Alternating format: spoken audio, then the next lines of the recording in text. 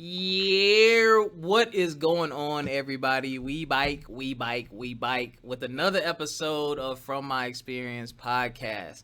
I am your host, Rob, and I'm joined today by my wonderful co-host who is always vibrating higher, Jessica. How are you? Jessica. Like you called, like I was like, did you forget my name? Really? It's on the screen in my face. Great, How are you? great, How are you? great. I am well, and yourself. I We need to talk after the podcast. I forgot there's some things I need to lay on you. I need some oh, I need some life advice. okay. Well, we can do that. This But all is well. It's after Thanksgiving and feeling good, resetting. So yeah. I got some unexpected Thanksgiving food. It was good. Couple that's good. couple things had happened. I was not even ready for after show Oh yeah, commentary. listeners, we love y'all. Thank you for continuing to support. I'll have stories for y'all next time. Jessica and I do a solo episode. But real quick, we definitely want to encourage you all to follow us on Instagram, FME_podcast. Do not forget about the Facebook group where we have quite the discussions from my experience podcast there. And our affiliates, we have Black Water. That is BLK Water. That is the water that is literally black. Look it up. It tastes delicious. They have different flavors. The link is in the description. Also, Retro Mimi. Those of you who are gamers, you want some throwback gaming on the go. They sell handheld consoles that will run emulators. They have a great wide variety. I plan on getting one for Christmas, but I don't know yet. Um, Acre Gold. If you ever wanted to own some gold, but you just don't want to pay for it up front, or you don't know where to go, they have a certified gold bars that you can purchase via a subscription plan. Check them out as well. And last but not least, we have Garner's Garden. For those of you who want natural products for hair care, skin care, and oral health care, check them out as well. Now, so I didn't warn him about this part because I always like to give every single guest that we have some flowers. I am already highly impressed with this guest, even though we just actually officially met today. But his response time via social media, I can't remember if I followed them or something, but I think I followed one of his pages on Instagram, and I got a message, and I was like, "Oh, cool." No, and I looked at the page, and I said, "Oh, okay. Yeah, we need to have you on the podcast." And I was also glad that it just wasn't spam because there's a lot of there's a ton of spam on Instagram, as y'all know. So I was like glad to find out that this is a real person that's been up to some cool things and some great things. So, ladies and gentlemen, we're gonna get into all those details. We have entrepreneur, Mr. AlexH Hussein. Woo! What's up, everyone? Welcome, welcome, welcome. Thank you. I haven't been on a podcast in a while. Well, Well, welcome back. Thank you. Thank you. I hope I don't mess up too badly. You I can't doubt mess up, it. man. Just be It's just yourself. conversation. We're just talking today. Okay, that's good. All right, Um, so I'm gonna hit you with the first question. Where does your passion lie when it comes to your creativity? I definitely got into photos and videos in like 2016. But before that, I was passionate about gaming just like every little kid, and then I started posting YouTube videos, and I wanted to make a huge, big gaming channel. And I never stayed consistent with that. But then also went into college and I stopped gaming as much. And then I saw my friend post a video on like in the summer of like 2016, just like him hiking with a GoPro. I just like felt like this urge to go buy a GoPro and start shooting some content. I just thought I would be good at editing, which turned out to be right. Maybe because like I used to edit like video game footage when I was younger and do all those commentaries. And then from there, I just unexpectedly started a photography and videography business. And then and yeah, it's been keeping me busy throughout the last 4 years. And then I got into some digital marketing, and now I'm looking to do some other stuff. Excellent, excellent, excellent. Yeah. So the GoPro, do you remember the first thing that you recorded? Yeah, I bought it right before I went to Smith Mountain Lake with my friends, and we go there like every summer. Basically, a huge lake in Virginia, and their parents have, boats. We do water sports like wakeboarding, wake surfing, skiing, all that. And I remember I bought it right like a week before we were gonna go. I got it on Amazon, and that was the first video I made. And I also lost my GoPro that same first video. No. Dang. It sucked. I was yeah, I was the one. I had like a chest piece on, and I put my GoPro on it. I was wakeboarding, and I fell, and I guess I hit the water pretty fast, and my GoPro fell off. I never saw it ever since. Oh, man, it's still Yeah, recording. yeah, somewhere at the bottom of the lake recording. But Sheesh. I didn't give up after that. I went out and bought another GoPro from Walmart over in Smith Mountain Lake, and over there in that area, like everything's like 40 minutes away to go get groceries or gas or something. So we had to drive quite a bit. It was like the first or second day I was out there, so I was like, we still have a couple more days, a lot more footage I can capture. So I went out and bought a new GoPro, and kept recording and made like a nice little YouTube edit with it. Okay. Awesome. Yeah.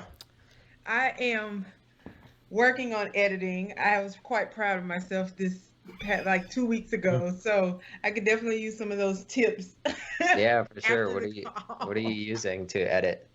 I actually use InShot and what's the other one? Something director.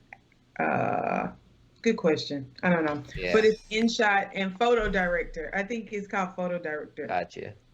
but Yeah, Action Director. That's I it. use Adobe Premiere. So I use like all Adobe, like So Adobe do you do it Lightroom. all from? Do you capture it from your phone and send the files to Adobe, or are you doing that like I on I the camera, the well GoPro? now nowadays, yeah, for my camera or GoPro, I haven't used my GoPro in a while, but if I were to use my GoPro or camera, I just like take out the SD card, put it into my computer, Uh-huh. upload it onto my computer, and then that's where Gotcha, I'll gotcha, put the gotcha, files on my computer and edit it through my computer.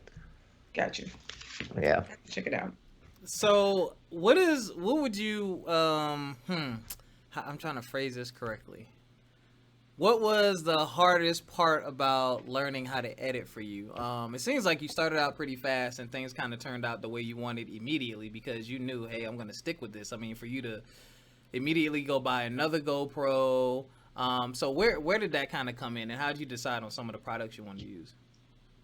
Um, yeah, so I mean, I watched a bunch of YouTube videos, and I learned everything through YouTube for like editing, the camera settings, like photography settings, all that stuff on YouTube. And I after I got my GoPro, I was hit up by a sorority at my school at George Mason University to do some photos, which I thought was like weird because all I did was, I guess they saw my Instagram page or Yep. someone in the sorority did, and they liked my content. And the only thing I've done was, make some GoPro videos, take some pictures with my GoPro or phone. So I was like, what the heck? But I was like, this is pretty cool though. I see like a really cool opportunity there. So I went out and bought my first professional camera, and it was like a Nikon D5500, and they came with a lens, and I started learning from there on out like what settings to use, what like the aperture to use, like shutter speed, all that stuff. And then I start upgrading my camera and getting nicer cameras, definitely more pricey and nicer lens. And I got a drone, and just like kept upgrading as I kept doing more and more shoots with the sorority, and then organizations, and then businesses, and fitness people and all that. So I was passionate enough to keep upgrading and learning. Yeah, you're And do you're you still use? Oh, go no, ahead, go Rob. ahead, go. Well, I'm just all about equipment and processes. So when it comes to, I hear a lot of times with photographers, they have a preference. Like they're like, get a Canon or a Nikon. Hmm. Like, do you have a mixture, or are you No, actually yeah, centered I'm more for Sony. I like Sony? Sony. Yeah, I got a Nikon. I started off with Nikon, then I got Sony, then I got a Canon, and then I went back to Sony. I think Sony's very nice. Their cameras are lightweight. They're great for videos. They capture great pictures, and nowadays I see a lot of people using Sony too. So I feel like it's the wave right now. But definitely there are some people still using Canon and Nikon. Okay. I do want to say this. I did look through your Instagram. Your stuff looks good. It looks really Thank good, you. actually. I like It the does. I want to eat the food off of the Yeah, page. yeah, yeah, that we're yeah. referring to That's DC what we want. Spot on Instagram. That is DC Spot, Mm, DCSPOT. Make sure you go follow them. I'm definitely going to ask you about some of this food. I'll ask you that off air because I am fat on the inside. yeah. But also your personal page, man. One of the things I really like about your personal page and just all of it, you're not killing it with just effects and filters, and it's so, some people do so much that it's like, what am I really even looking at? Like, Yeah. I think you do Yeah. a good job of capturing life, you know. Yeah. I really like that stuff. Thank you. Yeah, I try not to like I'm not that good with editing pictures, but like I try to just like keep it like simple and if like there's too much darkness, just like up the shadow, Yeah. make it a bit more bright. I always like making my pictures more bright just so it's better to see, but that's about it. Not too much other stuff. I take most of my pictures with like my Sony camera so they come out like nice quality in the lenses I have. They make it look pretty sharp, so that's all I'm about. So you said you've been, now I've forgive me. So you you said you were inspired by Gary Vee. Now I have no idea who that was, and then I Yeah. googled him. So You how did didn't you know come Gary to? Vee? Don't judge me. He's like if someone's like call themselves an entrepreneur, Mhm. they have to know Gary Vee. He's just like that dude. All right, we bike had to punch in real quick, y'all. These technical issues happen, but that's fine. So I'm gonna repeat the last question that I asked you. Alex, you said you were Mhm. inspired by Gary Vee. I did not know who that was. Y'all don't judge me. Don't judge me. I didn't know who that was. So tell us Yeah. about how you came to be inspired by him. Yeah, I was basically I came across him on YouTube at the same time as when I started making money off like my passion. And he's basically just huge on the whole making money off your passion thing. And he made a bunch of videos about that, just like how to get up and running with doing what you love and the different ways you can make money online or starting a business. So I came across him, and he was a big motivation for me, even though I don't watch him as much now, but definitely got me up and running. And I got to speak with him one time too, which was pretty cool. And I like sort of got offered a job by him, but then I went through the interview process, and unfortunately, they hired enough people where I didn't get the job. But that was still just a cool opportunity to speak to him. And I saw him in person at my school once. He was a guest speaker at like a Tony Robbins event, so that was another cool experience. So this is where I wanted to go dive a little bit deeper because I found that video on your Instagram. So what happened? You were like in a live chat and you were messaging him or something like that when that job opportunity came about. I was in, yeah, it was this live. He was basically chatting with everyone that was buying his wine at the time. He would basically call them up. So I did that to ask him for a job. And we briefly spoke. I made a whole YouTube video about it. And he offered me a job. But then after I went through the interview processes, I never ended up getting like the official offer. But I don't know if that's because I don't live in New York City or what. But yeah. I do want to commend you for that. I think a lot of us out here, we say we want to pursue things and do these things, but we don't put in the effort. And I think that's dope that you put in the work to try to make an opportunity for yourself. Most people are scared or intimidated. And you said you bought wine just just for the opportunity. Yeah, I did. I just to hop on that call with him, because it was like, I saw the opportunity there. Like, I had the potential to work with him. Just had to buy some of his wine, and I can hop on a call with him. So I did that. Was the wine good?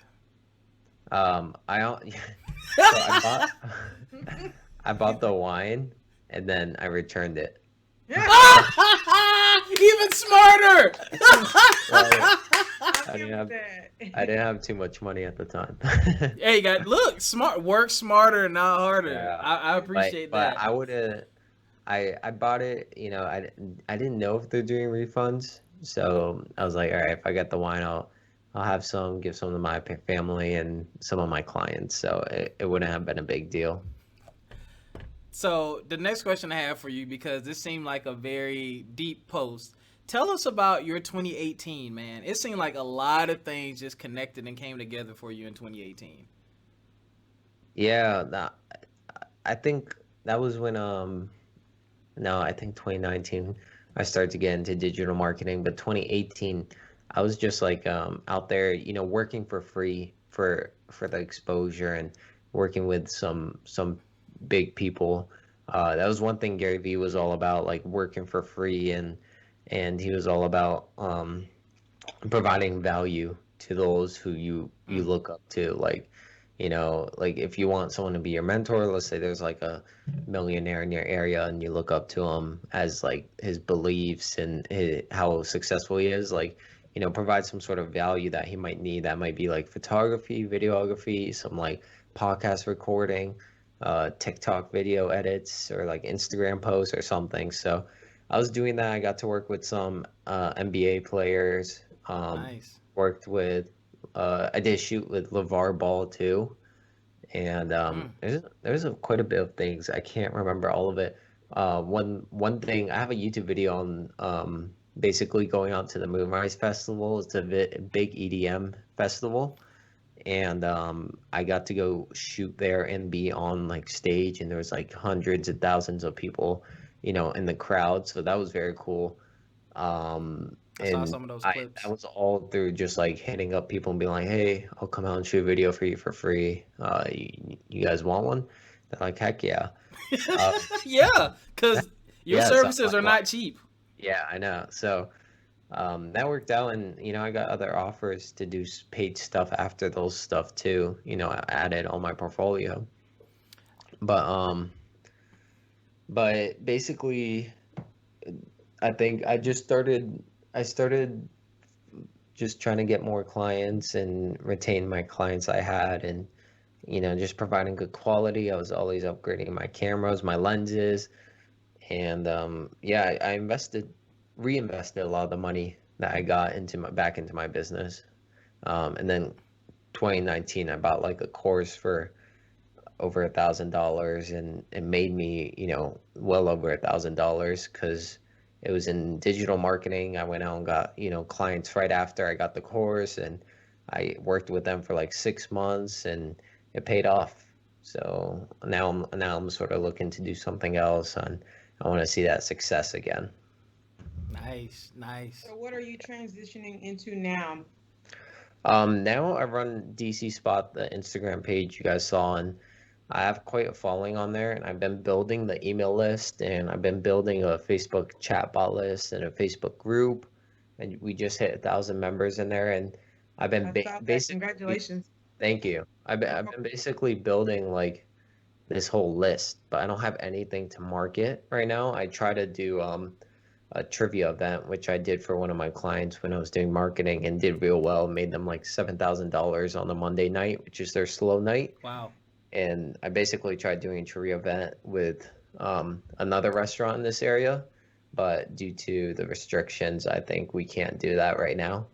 But I'm looking at potentially doing like coaching, like Instagram growth, to business growth coaching and teaching people how to grow their Instagram page and get a following, get engagement, get what's called an email list, and build like a whole list where they can start marketing their own products or services too. And because my Instagram page, it has like a 22% engagement rate, which is very high compared to everyone else on Instagram. Usually it's like 7%, 5%. The more followers you have, the lower it goes, like 2%. But I'm getting like 1,000 likes on my pictures. Not every picture, but most of my posts are getting like over 1,000 likes. Whereas like my competitors or like similar pages to me in the area, they have like 30,000 followers and they don't even reach 1,000 likes on most of their posts, or they have like 50,000 followers and they get 1,000 likes here or there. So I have a good engagement for the following I have, and I think it's because of my Instagram growth methods I've been following and sort of just doing to grow my page. And I've been hit up by places to come out and eat, and I hit up a couple places recently after I've been hit up, and they're like, "Yeah, come out and eat." So there's pros to the growth. There's a lot you can do with the engagement online, as you guys know. So I'm just looking to sort of teach that, and then sort of like teach how to get business with it too. I'm gonna be in touch with you about that. That has been a sticking point for me, for a lot of different reasons, personal reasons, and just podcast structuring reasons, which I think the podcast structuring thing is over with now. Thank you, Jessica. I definitely, what you're talking about is needed, because there's just so many people trying to do it, and then you try to weed through who's serious, who's not, who's just trying to get me to buy this $20 ebook, who's really, some of these people are so gimmicky. Hey, you want 10,000 followers? Let me tell you what to do. And it's just like, I mean, you charging $39.99, I could pay it, but like, does it really work? And then, like you said, I look at their posts and I'm like, you don't have a lot of engagement. That's what I look at when you, like you saying, when you're getting like 1,000 likes, you're like, people are really looking, people are really watching, they're looking forward to your content. I also wanted to give you more kudos. You connected with something that I read. One of the people that I guess, what's the word I'm looking for? I'm inspired by is Charlemagne the God of the Breakfast Club, and in his book, he said, his first book, I can't even think of the name of it right now off the top of my head. He said every opportunity is not attached to a paycheck. Everybody wants to get paid eventually, but that really stood out when you said you did things for free and you provided value to people, because people don't understand like exposure, getting the exposure. Like once you get the exposure, then you can start saying, all right, this is what I want from my services and stuff like that. But sometimes you got to give it up. You have to give it up. I kind of went through that when I used to DJ heavy when I was in South Carolina, and my prices were low. I did like school events at the schools I worked at for free, and that got me the exposure. And then people were like, hey, my sister's getting married. Hey, my cousin's getting married. Hey, we're having a party. And I was exactly what happened to me. Like I started doing the photos for the sorority, and like I didn't even know I can make money off this, and they're paying me, well, what I thought was well at the time, because I didn't know about like photos, the photography business. And then because of them, I got like, there's like 100 plus girls in the sorority. Because of them, I got different gigs. Like the next gig I had was a graduation shoot for one of the girls in the sorority. Her brother graduated, and they hired me to do that shoot. And then I got called back again for them later on. I also did some stuff for their cousins later on too, but it was all about the exposure, providing not good content, but like good, providing value to them, providing like your service very well to them. And like if someone comes over to your restaurant and has a great burger, like they're gonna come back if they enjoyed it, and they're gonna tell 2 or 3 friends of theirs and bring their parents next time. Yeah. So I'm gonna take a little bit of a turn here. So you have quite a bit of experience under your belt from what I've seen. So for those people out there listening who are just getting started, tell us about a time where you messed up, or you told us about the GoPro thing, but tell us about a time where you messed up or something happened and how you recovered from it and what you learned from it. Um, one time I messed up, I would say there's been quite a bit of times, obviously. One time I messed up was there's this one time where I got hit up to do real estate drone footage. It was the first time I've done that before. And there's one bit of the drone footage that was like I can't remember, it was like shaky or the quality was bad, but I kept it in the video. It was just like a draft I sent over, and I sent it over to like this real estate team. So there was a bunch of people on the like email list, and one dude was like very upset. Like he was like what is this? How do you provide this type of content, or like how do you provide this type of footage? Like we should get a refund, blah blah blah. And I knew he was just like maybe woke up on the wrong side of the bed. That's what someone emailed back to me. He's like, "Hey, don't mind him. Like he woke up on the wrong side of the bed. Can you just fix this?"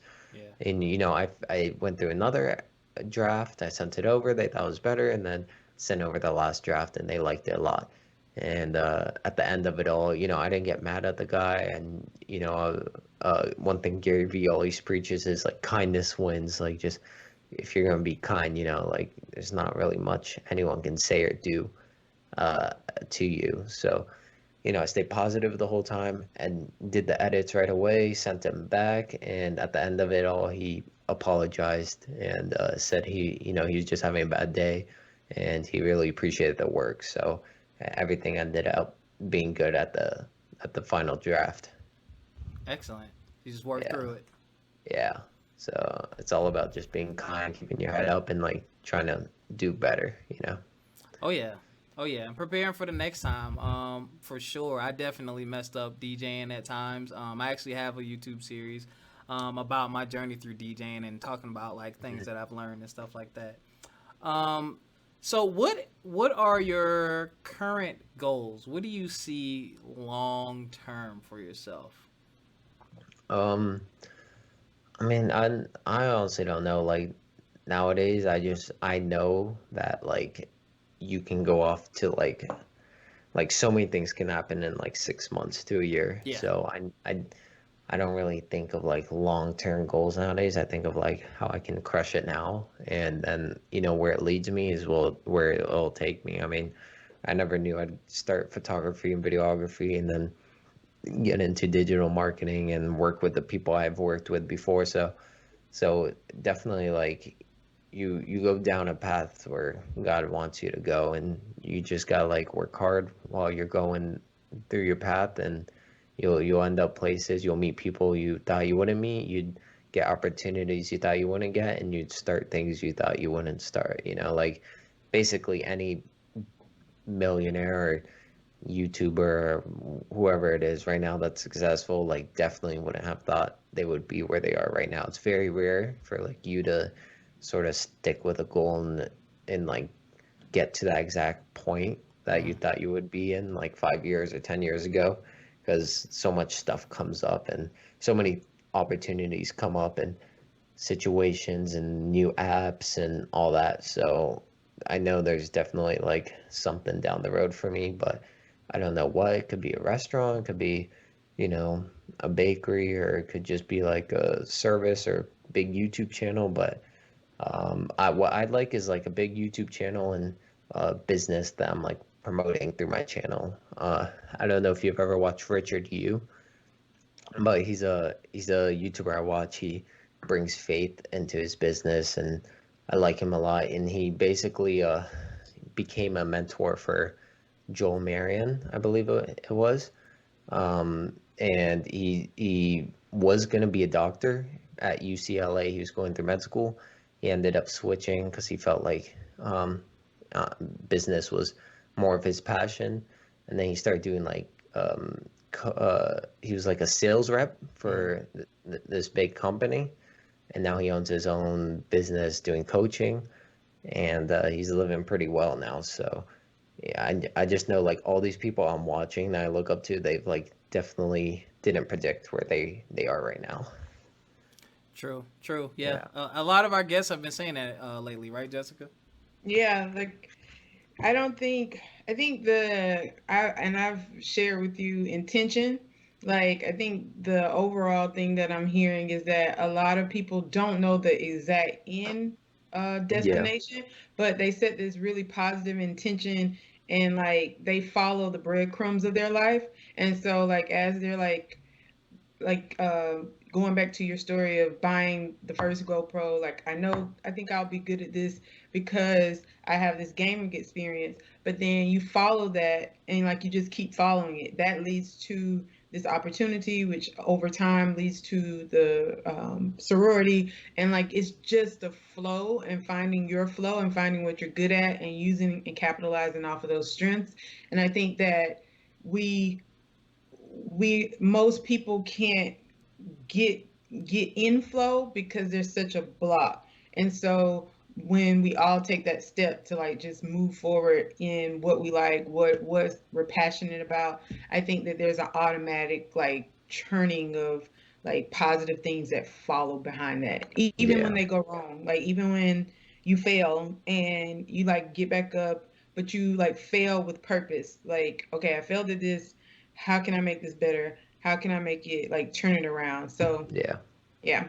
Yeah, there's this one saying that really stuck with me. It was like, the more you feel, the closer you get to success. Mm. Mm-hmm. Yeah. Yep. Well, then I must be right around the corner because Yeah. I'm telling you, man. Hopefully, man. Hopefully. Yeah, hopefully so for real.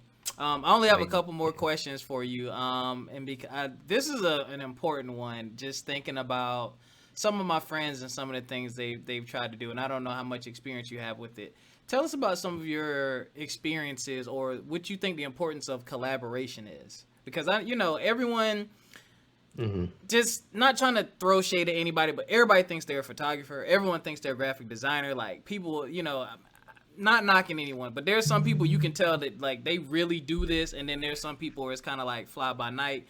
And sometimes I think people get into that. Well, everyone's my competition. I'm not going to help you. I'm not going to tell you how to do this, do that. But much like you just said, it's funny when you have someone physically right next to you that won't help you, but there's someone who's dedicated time, effort, and energy into YouTube channels, sharing it with thousands and thousands of people. So it's like, so you can't help me. I know you personally. You're right here next to me. You can't help me, but I can go on YouTube and a total stranger is giving me everything that they've used just to get to where they are. So tell me some Yeah. of your thoughts on collaboration. Yeah, I mean, I think collaboration is definitely like a key to success. I mean, was listening to like Logan Paul's podcast, and they're talking about living in LA because it's so expensive to Oof. live there. And he was speaking of how like lots of people come to LA and pay the prices, the sales tax, all that property tax, because they're able to collaborate with the people in their niche over there and grow more. And I know like for me, like the with other photographers in the area, we work together. Like I can't make a shoot. I couldn't do a shoot on like Halloween. I hit up this other really good content creator in our area that I know, and I he ended up doing the shoot. I didn't ask for any referral, like commission or anything. Like, I just threw him the job and he got paid and did the job. And he's done the same thing for me. And he didn't ask to get commission or anything. And we've even worked together on a video before because he needed some drone footage and how to drone. So I mean, the more people you work with and know, the bigger your like the bigger your opportunities are. Like if I've never met this guy, I wouldn't have done certain jobs and I wouldn't have gotten certain people like someone hired, or so I wouldn't have gotten certain people to hire him and get their job done, you know? So, I mean, I think collaboration is definitely key in learning from others and their mistakes, and just growing with someone is definitely the way to go. And like you can give anyone all your tips, but there's very few who would actually act on it and do something. And that's why I like programs when you're paying for like a program, a course, or someone's coaching or service. You pay, when you pay attention. Mm. And a lot of people give away free advice all over YouTube, but no one's acting on it. And just because you're like giving, collaborating with someone in your area, giving them advice or whatever, it's not like they're your competition. It's not like they're gonna go do exactly what you do, but definitely opportunities there to grow with them and get hired to do something for them down the road, or their uncle, or whoever. Yeah. Facts, Yeah. facts, facts. Yeah, yeah, yeah. You got me thinking about some of the DJs I worked with, and that the same thing happened to me. They couldn't do things, and they referred it to me, and vice versa. And just the stuff I learned about the Mhm. programming. You're right. You gotta pay attention. You gotta pay attention. Yeah. It frustrates me when people ask me for advice, and then I tell them, and then like a month later you're asking me the same question, and then a month later you're asking the same question. I'm like, what is going on? Like, Yeah. Yeah, man. I tried to answer this for you, but Yeah, man. Yeah. I'm You actually. really. Yeah, Oh, go sorry. Go ahead. go ahead. No, you can No, go. go ahead. Also, Alright. I want to piggyback up off of the pay attention. Like it really is showing up for you because I have been on both sides of that.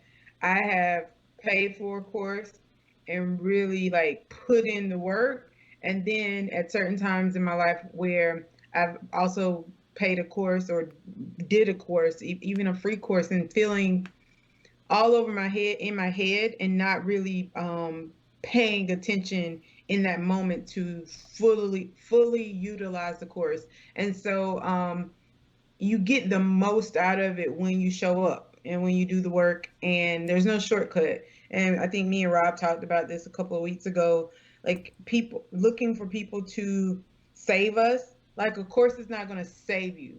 um, the course is only going to save you when you do the work. And so we have to be committed to that and not just think that by buying the course like you're automatically just privy to the information. You're privy to the information, but that doesn't mean that it's going to necessarily work for you just because you bought the course. You have Yeah. to do the work for the course. So Yeah. I think that it is where a lot of people fall into these gaps, and then they get frustrated thinking that it was going to be easy, and it's not easy. Nothing is easy. Like it takes work, like to be an entrepreneur and to stay up at all hours of the day, night, to try to push out ideas, to formulate. And I'm not saying do that or make a habit of that every single day, but it's not going to be just a cakewalk. So you have to kind of decide what you want that to look like for yourself and like really put the work in and be dedicated. Yeah. Yeah, that's for sure. And I'm always looking to learn more. So, most of the time, to learn more, something valuable, you gotta reinvest your money into coach or course, and learn some more from it. And the saying, when you pay attention, is definitely something that stuck with me, because it's true. Like I'm the last person that wants to like go waste money, so I definitely want to make the most out of my money. So my last question for you, I'm gonna have to tailor it a little bit different. You definitely gave some gems and some nuggets out there for some people looking to be entrepreneurs, just some advice in general, and some great advice for the photographers out there and video editors. So let me ask you this, because you talked about something very important, and I have a problem, right? I am when I buy equipment for whatever I'm trying to do, my issue is I like to buy right the first time. I like to buy either the best thing or the closest to the top that I can. But one of my Yeah. friends who's a photographer was like, don't do that in photography. And I was like, I don't know if I can drop that mentality, because I've thought about doing something very specific and particular with photography. I don't want to shoot people. I want to shoot places and things, but I can't. I ain't gonna give out all my business. But Yeah. I've thought about it in the back of my mind. It's probably like 2 or 3 years down the road, because I know how expensive that stuff can be. So, what advice do you have for someone out there looking to get into specifically the business of maybe videography or photography when it comes to equipment? And you have a drone, so you Mhm. definitely, Yeah.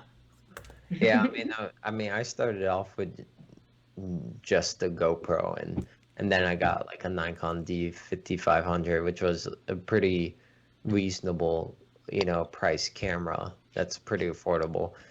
Um, and then as I made money, I reinvested it and upgraded from there. But uh, what I did the first time when I bought my camera, the Nikon, I bought it new, and I wish I didn't. I wish I bought used because almost most of my cameras afterwards I got used, and they work great, and they're great quality, and it's like way cheaper than the brand new price. So I would look into getting something used, something I would do a lot of research too. I YouTubed a bunch of Yeah. videos to learn what's good for like affordable beginner cameras.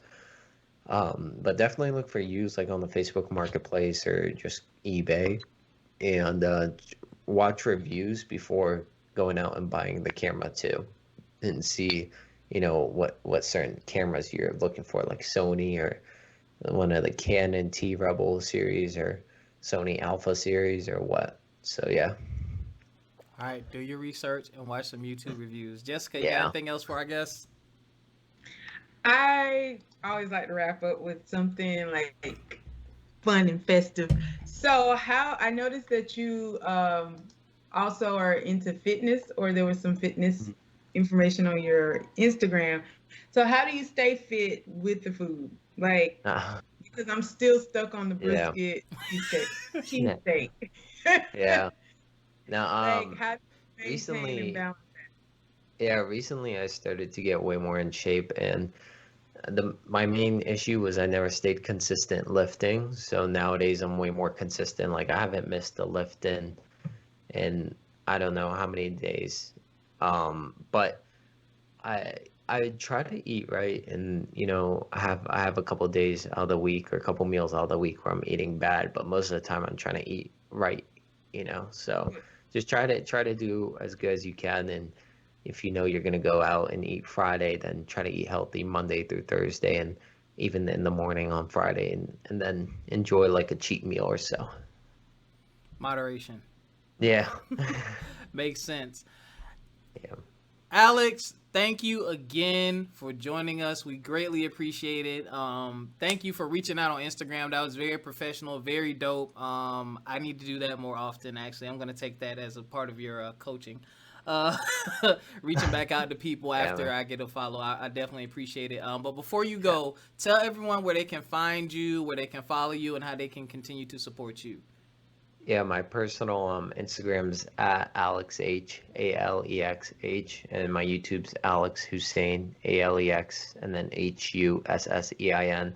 I posted like I was posting good amount of videos on YouTube and got 1,400 subscribers, and then I sort of stopped. But now I'm looking to jump back on it, mainly with Instagram growth and business growth tips. So stay tuned for that.